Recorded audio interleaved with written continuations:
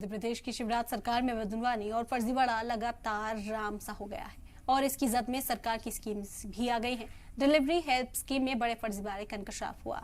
डिंडौरी में इस स्कीम के तहत सिर्फ कागज पर ही खवातीन की डिलीवरी हो रही है और स्कीम की रकम को निकाला जा रहा है।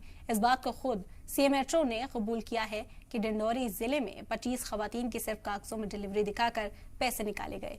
हेल्थ वर्कर्स का कहना है कि उन्होंने इन खवातीन की डिलीवरी की ही नहीं, मतलब फर्जीवाड़े का खेल खुला है, लेकिन अब तक कार्रवाई के नाम पर कुछ भी नहीं हुआ।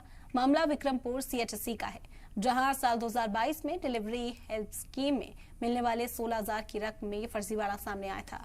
29 सितंबर 2022 को मेडिकल ऑफिसर ने हेल्थ ऑफिसर को जांच के लिए खत भी लिखा था, लेकिन अब तक कोई एक्शन नहीं हुआ।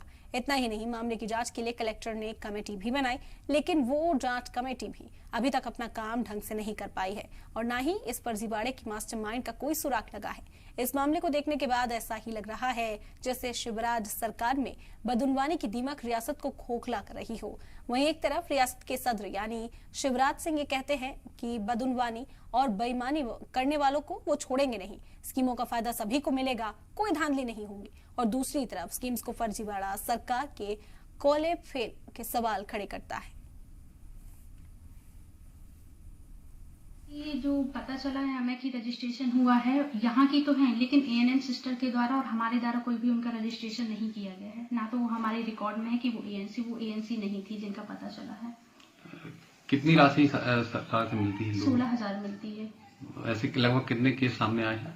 समथिंग 10-12 ऐसे पता चला है कि इतने केसेस हैं। तो इसके संबंध में हमने सर के समक्ष प्रस्तुत किए थे, कलेक्टर सर के समक्ष। तो एक जांच टीम गठित की गई है और जांच की जा रही है। जो भी जांच के बाद जो भी तथ्य होंगे तो